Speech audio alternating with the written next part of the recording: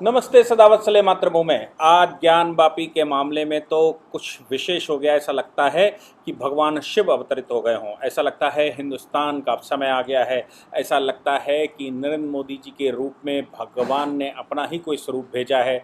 ऐसा लग रहा है कि उत्तर प्रदेश जो कि देवभूमि रही है, भगवान कृष्ण की भूमि रही है, भगवान राम की भूमि है और तमाम संसार के देवी देवताओं की भूमि और मुख्य भूमिका में भी सदैव रहा है। उत्तर प्रदेश में योगी आदित्यनाथ जी को बिठाकर ऐसा लग रहा है कि भगवान ने कुछ विचार किया। हिंदू समाज भी उनके साथ खड़ा दिखाई दिया।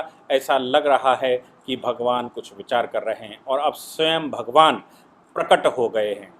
मामला तो कुछ और ही था और हो कुछ और गया। मामला था कि श्रृंगार गौरी की पूजा करने से रोक दिया गया था और श्रृंगार गौरी की पूजा करने से रोकने का परिणाम ये निकला कि 5 महिलाएं ऑनरेबल कोर्ट चली गई, सिविल कोर्ट चली गई और सिविल कोर्ट में उन्होंने कहा कि हमको रेगुलर पूजा पाठ करने का अनुमति दी जाए। पहले से हिंदू समाज लगातार, एक बात तो हर सदैव याद रखनी चाहिए, मुझे याद है अशोक जी सिंघल जो कि विश्व हिंदू परिषद के संरक्षक थे और माननीय अशोक जी ने अयोध्या का आंदोलन किया था। मुझे याद है कि उनके ही उनके ही शिष्य या मैं कहूँ उसी काउंसिल के एक सदस्य, उन्होंने ये भी कहा कि हिंदू समाज ने जितने भी आंदोलन किए हैं हमें उन पर विश्वास रखना चाहिए। आपको याद होगा कि एक बात, जब अयोध्या में खुदाई का आदेश ऑनरेबल सुप्रीम कोर्ट से लिया जा रहा था और सुप्रीम कोर्ट ये कह रहा था कि इसमें साक्ष्य निकलेंगे, ये इसमें साक्ष्य निकाल कर लाओ, हाई कोर्ट आदेश देने जा रहा था, तो बड़ा हिंदू समाज इस बात को लेकर सामने खड़ा हुआ था कि उसके मन में ये बात आ रही थी अगर ना निकला तो क्या होगा। अभी तो ऐसे जैसे चल रहा है वैसे चल रहा है, लेकिन अगर जमीन के अंदर कुछ ना निकला तो मुझे याद है कि माननीय चंपत राय जी ने ये कहा था और माननीय अशोक जी ने ये इंडोर्स किया था। उन्होंने कहा था कि हिंदू समाज हजारों सालों से जो आंदोलन कर रहा है, जो युद्ध लड़ रहा है, वो कभी भी हमारे पूर्वज किसी भी असत्य की लड़ाई में नहीं रहे। हमारे पूर्वजों ने सदैव सत्य की लड़ाई लड़ी है और ये मानकर चलिए, अगर हमारे पूर्वज ये कहते हैं कि इस जमीन के नीचे ही भगवान का जन्म हुआ जहाँ पर ये 3 गुम्बद बने हुए हैं, तो ये मान लीजिए कि इस जमीन में ही भगवान का जन्म हुआ है और यही प्रभु राम का जन्म स्थान है।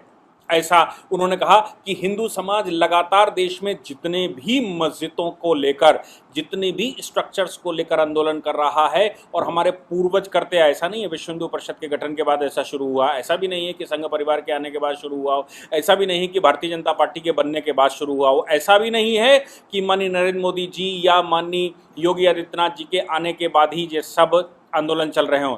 ये आंदोलन हजारों वर्षों से, सैकड़ों वर्षों से सिर्फ हिंदू समाज के विभिन्न प्रतिनिधि संस्थाएं और विभिन्न प्रकार के हिंदू संगठन और सामान्य हिंदू इनका आंदोलन कर रहा था। तमाम तरह की शहादतें दी, तमाम तरह के युद्ध लड़े, युद्धों में वीर गति को प्राप्त हुए, लेकिन युद्ध नहीं छोड़ा, आंदोलन नहीं छोड़े। आज काशी विश्वनाथ में जो बात सामने आई, काशी विश्वनाथ में उनका जो भव्य निर्माण चल रहा था, मैं कहूँ काशी विश्वनाथ कॉरिडोर, मोदी जी के आने के बाद मोदी जी ने एक बार कहा भी था कि मुझे गंगा मैया ने बुलाया है, मैं गंगा मैया के कहने पर काशी आया हूँ। और काशी आने के बाद उन्होंने जो कॉरिडोर बनवाया उसमें हज़ारों हिंदू लोग रहते थे, उनको कितना पीसफुली सेटल किया गया और वो वहाँ से कहीं और दूसरे स्थानों पर चले गए और वो स्थान एक स्वर्णिम सुखद स्थान भगवान का नरेंद्र मोदी जी ने पुनर्निर्माण करवाया और एक कॉरिडोर बनवाया। उस कॉरिडोर के बनते ही लोगों ने कहना शुरू किया था कि 400 करोड़ रुपए वहाँ पर खर्च हुए हैं। दूसरे या तीसरे दिन ही आपको याद होगा पीयूष जैन पकड़ा गया था, 400 करोड़ रुपया कैश मिला था। यानी कि भगवान ने उन लोगों को जवाब दिया जिन लोगों का कहना था कि आप पैसा गरीबों पर नहीं लगा रहे, इन पर नहीं लगा रहे, उन पर नहीं लगा रहे, डेवलपमेंट पर नहीं लगा, मंदिर पर पैसा लगाते हैं। भगवान ने एक क्षण में ही उस 10 दिन में 1000 करोड़ रुपए की वसूली करवाई थी, जिसमें 400 करोड़ रुपया 350, 350 या 400 करोड़ रुपया तो अकेला पीयूष जैन के यहाँ निकला था। आप समझ लीजिए कि भगवान क्या चाहते हैं। और श्रृंगार गौरी के मामले में मुस्लिमों का जो एटीट्यूड था कि हम किसी तरह से इसको कवर कर लेंगे और घेर लेंगे, ये कर लेंगे, वो कर लेंगे, वो सारे मिथकों को माननीय न्यायालय ने कहा कि भाई वीडियोग्राफी करके लाइए, यहाँ का सर्वे करके लाइए। सर्वे जब होगा तभी हम कुछ निर्णय कर सकते हैं कि श्रृंगार गौरी वहाँ पर हैं या नहीं है। श्रृंगार गौरी मंदिर के लिए जब क्लेम किया गया तो मुस्लिम पक्ष ने सीधा डिनाई किया था और सीधा ये कहा था कि ये यहाँ पर कुछ नहीं था, यहाँ सदैव से मस्जिद थी। अब आप सोचो कि अगर वो ये कह देते, उनके मस्तिष्क पर भगवान ही बैठे होंगे, सरस्वती विराजमान रही होंगी, अगर वो ये कह देते कि इन स्थान पर श्रृंगार गौरी की पूजा होती थी मस्जिद की बाहरी दीवार पर, आप पूजा कर सकते हैं, हमें कोई समस्या नहीं, आप बाहरी दीवार पर पूजा करते रहिए, तो शायद 1991 के एक्ट से ये कानून, कम से कम लोअर कोर्ट तो इस तरह का आदेश नहीं दे सकता था। लेकिन हुआ क्या, उन्होंने साफ मना किया, यहाँ कोई हिंदू देवी देवता नहीं, यहाँ कुछ नहीं, यहाँ ये नहीं, या वो नहीं, और कठोरता से न्यायालय के सामने आए, दुनिया भर का हंगामा मचाया। लेकिन माननीय न्यायालय के सामने मजबूरी थी, क्योंकि श्रृंगार गौरी की पूजा ऑलरेडी होती रही है और वो दिखती हैं दूर से, और साल में मुसलमानों ने हिंदू समाज को पूजा करने के लिए साल में एक दिन के लिए खोला। अब सोचो कि जो मंदिर एक दिन के लिए खुल सकता है, इसका मतलब वो मंदिर है और आपने उसको जबरदस्ती बंद कर दिया। अब आप कहते हैं वहाँ कुछ था ही नहीं, यानी कि न्यायालय के सामने सर्वे करवाने के अलावा कोई दूसरा ऑप्शन नहीं था। इसलिए माननीय न्यायालय ने सर्वे कमीशन अपॉइंट करके, यानी कि एक कमीशन अपॉइंट करके कहा कि वहाँ से वीडियोग्राफी सहित लेकर आइए और उसका नक्शा नजरी बनाइए। ये न्यायालय की सामान्य प्रक्रिया है कि कोई रिलीफ देने से पहले, कोई जमीन का डिस्प्यूट है, कोई सिविल सूट है, तो उसका मौका मुआयना करना आवश्यक होता है और वहाँ लोगों की राय लेना आवश्यक होता है, यानी कि वहाँ सही स्थिति पता लगे, कुछ एविडेंस हो, कुछ स्टेटमेंट हो, कुछ और हो, वो आवश्यक होता है। ये एक सामान्य प्रक्रिया न्यायालय की है। न्यायालय की सामान्य प्रक्रिया में भाई बलियामनाथ बचाया गया और कमिश्नर, कोर्ट कमिश्नर वहां गए, बाद में उनको रोका गया, तमाम तरह के विवाद किए गए और फिर कोर्ट को आदेश, कठोर आदेश करना पड़ा, जो सामने आए उसके खिलाफ एफआईआर करिए। सीआरपीएफ को आदेश दिया, डिस्ट्रिक्ट मजिस्ट्रेट को आदेश दिया, कमिश्नर को आदेश दिया और कहा इस पूरे क्षेत्र में 500 मीटर दूर से सबको रोक दिया जाए और जो कोई भी इसमें बाधा पहुंचाने का प्रयास करे उसको जेल भेजा जाए। अब आप सोच सकते हैं कि जब ये आदेश कर दिया जाए कि उनको जेल भेजा जाए तो फिर कितना कठोर आदेश माननीय न्यायालय ने किया होगा। लेकिन सर्वे के आज तीसरे दिन, वैसे तो लगातार आशंकाएं लगाई जा रही थी कि तमाम तरह के पोल पिलर्स जो खड़े हुए हैं, देवी देवताओं की मूर्तियां बनी हुई हैं, देवी देवताओं के नीचे जमीन, जो जमीन का तहखाना है या और जो स्थान है, वहां पर तमाम तरह के इस प्रकार के साक्ष्य हैं, ढेर लगे हुए हैं। आज ये भी सामने आया कि कुछ दरवाजे ऐसे हैं जिनको सील किया गया है, देवी देवताओं को वहां छुपाया गया है। और करता क्यों था मुस्लिम समाज ऐसा?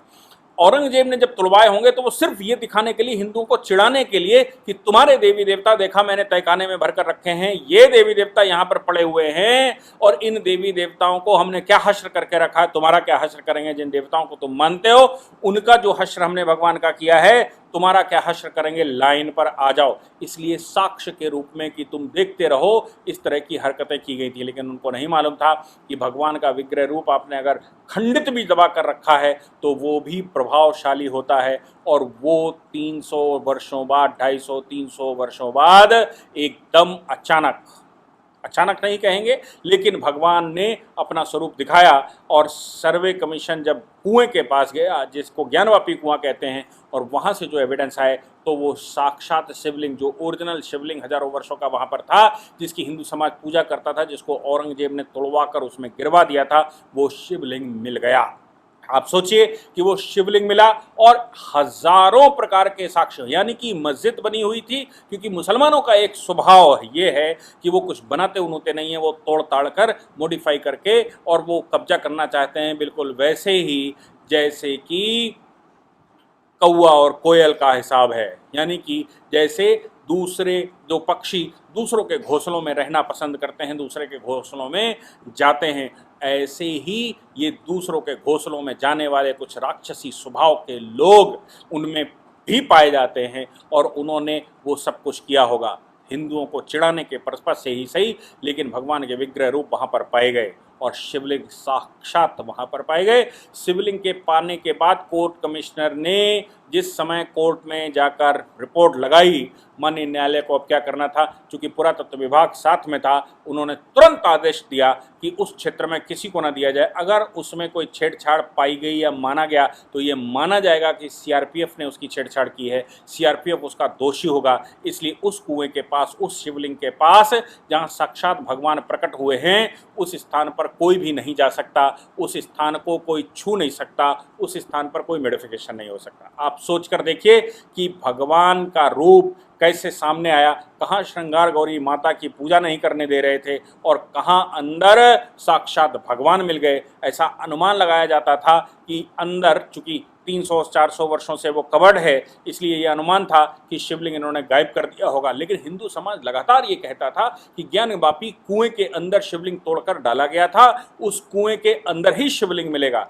नंदी लगातार भगवान की तरफ मुख करे बैठे हुए थे। नंदी का मुख भी हिंदू समाज ने, अहिल्याबाई ने जिस समय नया मंदिर बनवाया उस समय भी नंदी का मुख नहीं बदला गया, क्योंकि हिंदू समाज को बिल्कुल ये स्पष्टता रही होगी कि एक न एक दिन भगवान अपने स्थान पर आकर ही रहेंगे और भगवान अंदर हैं, जहां शिवलिंग है नंदी उधर ही देख रहे हैं। इसलिए वो जो ग्रहण का काल था, वो जो अत्याचार का काल था, वो समाप्त होने के बाद, माननीय नरेंद्र मोदी जी की सरकार बनने के बाद, योगी आदित्यनाथ जी के पुनः आने के बाद अपने आप एक पर एक ये चमत्कार पर चमत्कार हो रहे हैं और भगवान स्वयं आना चाहते हैं, भगवान स्वयं स्थापित होना चाहते हैं।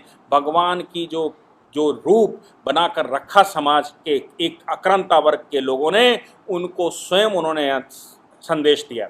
अब मुस्लिम समाज तो इसलिए उसको मॉडिफाई नहीं कर पाया होगा, इसलिए गायब नहीं कर पाया होगा, क्योंकि उनको दिखाना था कि हमने तुम्हारे ऊपर अत्याचार करके इसको कब्जा किया है, तुम्हारे देवी देवताओं के ऊपर हमने ऐसा किया है। ये सारे के सारे मिथक ध्वस्त होने वाले हैं। इसीलिए मैंने कल भी कहा था कि देखिए 1991 का एक्ट वैसा ही रखिए, और मेरा मानना यह है कि हर उस मस्जिद में जिसमें आपको लगता है, कि ये तोड़कर बनाई गई है, उस मस्जिद में किसी भी प्रकार का मॉडिफिकेशन करने से बैन लगा दीजिए, उसमें किसी भी प्रकार से अंदर तोड़फोड़ से बैन लगा दीजिए। और आप वर्शिप प्लेसेस को वैसे ही रखिए। उन वर्शिप प्लेसेस पर जिनकी बात हम कर रहे हैं, उन वर्शिप प्लेसेस में सर्वे करवाकर उनको घोषित कर दीजिए उनका ओरिजिनल स्टेटस क्या है। मैं नहीं चाहता 1947 का स्टेटस बदला जाए, लेकिन वहां पर जो ओरिजिनल साक्ष्य हैं उसको स्टैब्लिश कर दीजिए, उनकी भगवान की घर वापसी करवा दीजिए।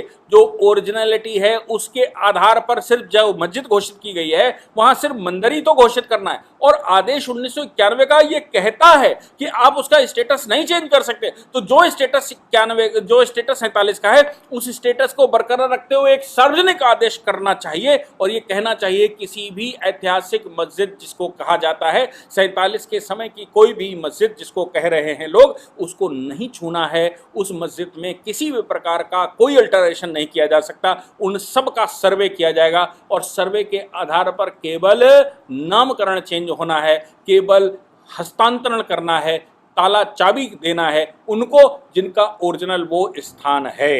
1991 का एक्ट तो सपोर्ट करता है। मैं कहता हूं माननीय न्यायालय ने जो आदेश अभी किया है और उन्होंने कहा है कि शिवलिंग को प्रोटेक्ट किया जाए, उन स्थानों को वहां सीज कर दिया जाए, किसी को भी जाने न दिया जाए, ये बात ही तो 1991 का एक्ट पावर देती है कि किसी को भी उन स्थानों पर अल्टरेशन करने का अधिकार नहीं है। हम 1991 के एक्ट को क्यों नेगेटिव पढ़ें, हम 1991 के एक्ट को पॉजिटिव पढ़ते हैं और ये कहते हैं, ये घोषणा करते हैं कि जो 1947 का स्टेटस है वो स्टेटस बरकरार रखा जाए, अंदर सर्वे करवाए जाएं, सर्वे के आधार पर अगर वो मंदिर था तो वो हिंदुओं को सौंप दिया जाए, अगर वो मस्जिद है तो जो वहां पर विराजमान है उसको ही रखा जाए।